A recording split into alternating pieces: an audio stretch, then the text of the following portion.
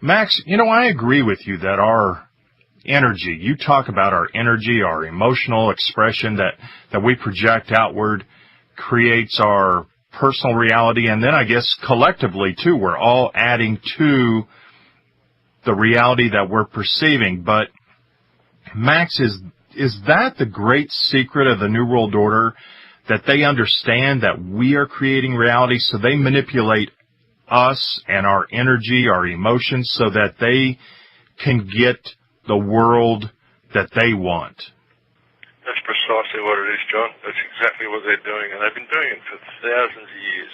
Thousands of years. That's what the whole thing is all about. If you can control the beliefs of enough of the population, then you can control the entire reality. You only need to control a certain amount of the population. So it doesn't matter if the ancient tribes and the shamans and the African witch doctors or whoever, was possessing this knowledge. They simply burnt the libraries. They burnt the Alexandrian library. They did the biblical edits in the 4th century and got the information out of there. And then they went out and they got rid of a lot of these other cultures that had this information. So that now the main percentage of people in the world believes this is the reality. This is reality the way we perceive it. And so this is the reality that the Earth has. This is the reality that everybody on the planet has to put up with, because the majority of people believe this is the way it is. And that's the way it works. They've used our energy to do this. And it's quite insidious the way they've done it through religion and stuff as well. I mean, there's nothing wrong with religion, and every time I speak out against religion, I'm not speaking out against the teachings of Christ. I really want people to understand that. The teachings of Christ have been changed. And it's not, he didn't teach about, he didn't externalize things. He tried to tell people that heaven lies within. He didn't say God lies within. He said heaven lies within. The kingdom of heaven lies within. And he said to all of them that you can be as I am. You can be just as powerful as I am. You have the ability to do this. He understood how this energy works. He understood the quantum field. He understood how we can manifest reality. And I think it's very, very important that people understand this. Feeling and emotion is the key to the whole thing. Feeling and emotion is the language that is used to mold and create this reality. And it's the true nature of prayer, and it's the language that we use to communicate with God, with the Creator. That's the way it works. And this is the hidden knowledge. This is what they've kept from everybody. And it's very important that people wake up to this. On a physical, scientific level, you can think of it, your brain is a quantum instrument that causes the manifestation of wave functions that exist as possibilities before you physically actualize them as events in time and space. Okay, your brain takes possibilities and actualizes them into reality. It's a quantum instrument that converts possibility into actuality. It takes the unmanifest and makes it manifest in both the imagination and also as an experience here in reality. And if you can get enough people to to create and believe something, then it will happen. That's the way it works. Yes, indeed. And so we just need, if we want to overcome, create a better world and get away from the grip of this New World Order, we just need to change our emotional state and our mental thoughts. It's just that simple. I've done this in my personal life for 15 years, and it really works. And all I did, Max, is like you. I just set out to understand the deeper truths, the things that were obscure in the New Testament, but were right there.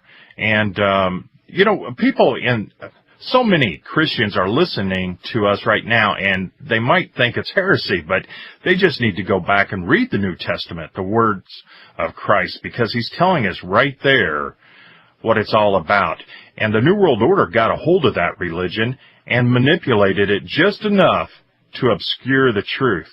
And if they just sought it out in prayer, the divine will answer them and tell them the same thing that he has told me and you and so many others, and it does seem to be growing. Oh, very much, mate. I've got to understand that. That's what religion has been designed to do. Institutionalized religion has nothing to do with the people they pretend to be following. They really don't. People have to understand as well that the way prayer works, when you sit there pray for something. You sit there in the church or wherever you're going and you sit there and you pray for peace or you pray for wealth or you pray for health. You are acknowledging the fact that those things don't exist, right? And you are, Yes. you are bringing their non-existence into your life. What you have to do is pray from the inside. The prayer is an emotion. You've got to put yourself in an emotional state where you are wealthy, where you are healthy, where there is world peace. You've got to feel the feeling within yourself.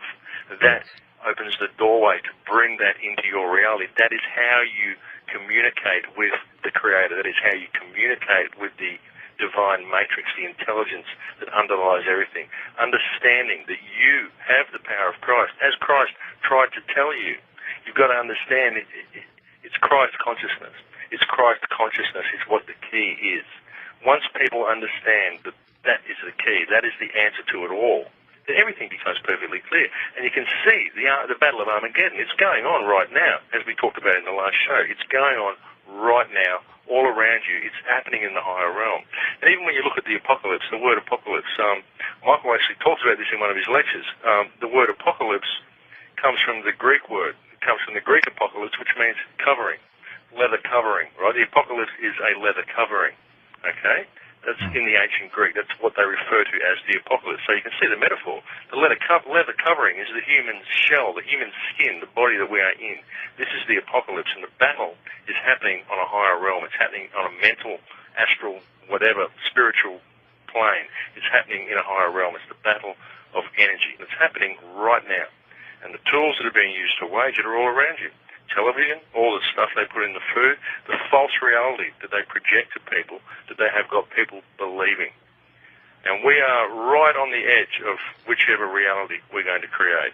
And as the magnetism drops and the frequency rises, we have a chance to completely shift it into a wonderful, the next stage, the next spiritual stage of evolution.